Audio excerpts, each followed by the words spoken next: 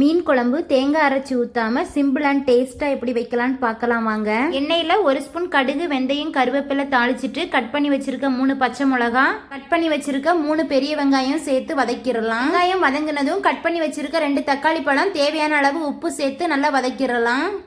வெங்காயம் தக்காளி நல்லா வதங்கினதும் எடுத்து வச்சிருக்க புளியை கரைச்சி புளி தண்ணி சேர்த்துக்கலாம். கூடவே குழம்புக்கு தேவையான அளவு தண்ணியும் ஊற்றி மசாலா பவுடர் ஆட் பண்ணிக்கலாம். 1/4 ஸ்பூன் மஞ்சள்தூள், 1 ஸ்பூன் மிளகாய்த்தூள், 2 ஸ்பூன் குழம்பு மிளகாய்த்தூள் சேர்த்து நல்லா மிக்ஸ் பண்ணி விட்டுறலாம். குழம்பு நல்லா கொதிச்சு திக்கானதும் அதில் கட் பண்ணி வச்சிருக்க மாங்காவை சேர்த்துக்கலாம். யாருக்கெல்லாம் மாங்காய் போட்ட மீன் குழம்பு பிடிக்கும்னு கமெண்ட்ல சொல்லுங்க. கூடவே நம்ம கழுவி வச்சிருக்க மீனையும் ஆட் பண்ணிக்கலாம். ஃபைனலாக மல்லி இலை கருவேப்பிலை தூவி இறக்கிட்டிங்கன்னா சூப்பரான மீன் குழம்பு ரெடி ஆயிரும். இதே மெத்தடில் வச்சு பாருங்கள். இட்லி, தோசை, சாதம்னு எல்லாத்துக்கும் அட்டகாசமாக இருக்கும். இதே மெத்தட்லேயே வச்சு பாருங்கள். தேங்காய் சேர்க்காம இருந்தாலும் டேஸ்ட்டில் எந்த வித்தியாசமும் இருக்காது. சூப்பராக இருக்கும். ட்ரை பண்ணி பாருங்கள் ஃப்ரெண்ட்ஸ்.